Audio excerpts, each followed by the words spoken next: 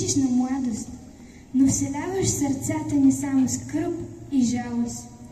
Който веднъж те погледа, той вечно жалее, че не може под твоите сенки да изтлее.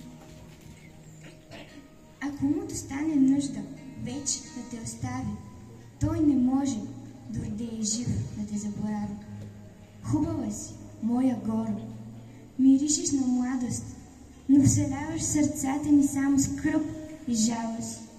Твоите буки и дъбове, твоите шуми гъсти, и цветята, и водите, агнетата тлъсти, и божурът, и тревите, и твоята прохлада. Всичко казвам, понякогаш, като куршум пада на сърцето, което е всякогаш готово да поплаче. Кога види в природата ново, кога види как пролета старостта изпраща, и под студът, и под снегът живот се захваща.